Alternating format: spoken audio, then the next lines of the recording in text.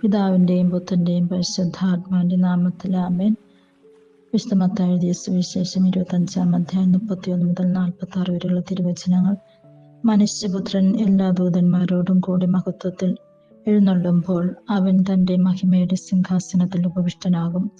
അവൻ്റെ മുമ്പിൽ എല്ലാ ജനതകളും ഒരുമിച്ച് കൂട്ടപ്പെടും. ഇടയൻ ചെമ്മരിയാടുകളെ കോലാടുകളിൽ നിന്നും വേർതിരിക്കുന്നത് പോലെ അവൻ അവരെ തമ്മിൽ വേർതിരിക്കും. അവൻ ചെമ്മരിയാടുകളെ തൻ്റെ വലതുവശത്തും കോലാടുകളെ ഇടതുവശത്തും നിർത്തും. അനന്തരം രാജാവ് തൻ്റെ വലതുഭാഗത്തുള്ളവരോട് അരുളിച്ചെയ്യും, എൻ്റെ പിതാവിനാൽ അനുഗ്രഹിക്കപ്പെട്ടവരെ വരുവിൻ. ലോകസ്ഥാപനം മുതൽ നിങ്ങൾക്കായി സജ്ജമാക്കിയിരിക്കുന്ന രാജ്യം കൈവശപ്പെടുത്തുവിൻ. എന്തെന്നാൽ എനിക്ക് വിശന്നു, നിങ്ങൾ ഭക്ഷിക്കുവാൻ തന്നു. എനിക്ക് ദാഹിച്ചു, നിങ്ങൾ കുടിക്കാൻ തന്നു. ഞാൻ പരദേശിയായിരുന്നു, നിങ്ങൾ എന്നെ സ്വീകരിച്ചു. ഞാൻ നഗ്നനായിരുന്നു, നിങ്ങൾ എന്നെ ഉടുപ്പിച്ചു. ഞാൻ രോഗിയായിരുന്നു, നിങ്ങൾ എന്നെ സന്ദർശിച്ചു. ഞാൻ കാരാഗൃഹത്തിലായിരുന്നു, നിങ്ങൾ എൻ്റെ അടുത്ത് വന്നു. അപ്പോൾ നീതിമാന്മാർ ഇങ്ങനെ മറുപടി പറയും, കർത്താവേ, നിന്നെ വിശക്കുന്നവനായി കണ്ട് ഞങ്ങൾ ആഹാരം നൽകിയതും ദാഹിക്കുന്നവനായി കണ്ട് കുടിക്കാൻ നൽകിയതും എപ്പോൾ?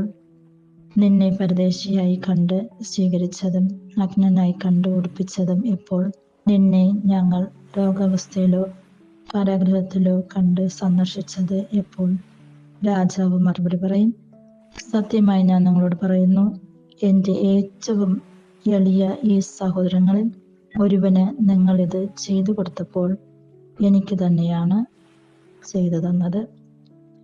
ഈ വചനഭാഗത്തിലൂടെ വളരെ വ്യക്തമായിട്ട് യേശു നമ്മെ പഠിപ്പിക്കുന്നത്, നമ്മൾ കാണപ്പെടുന്ന സഹോദരങ്ങളെ സ്നേഹിക്കുന്നതിന് വേണ്ടി തന്നെ അവരുടെ ആവശ്യങ്ങൾ കണ്ടറിഞ്ഞ് സഹായിക്കുന്നതിന്, നമ്മൾ കാണപ്പെടുന്ന സഹോദരങ്ങളിൽ ദൈവത്തെ കാണാതെ ഇരുന്നാൽ നമ്മൾക്ക് സ്വർഗരാജ്യം ലഭിക്കുവാനായിട്ട് സാധിക്കുകയില്ല.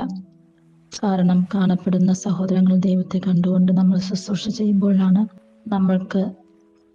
നമ്മൾ സ്വർഗത്തിന് അർഹരായിത്തീരുന്നത്. ദൈവത്തെയും കാണപ്പെടുന്ന സഹോദരങ്ങളെയും സ്നേഹിക്കാം.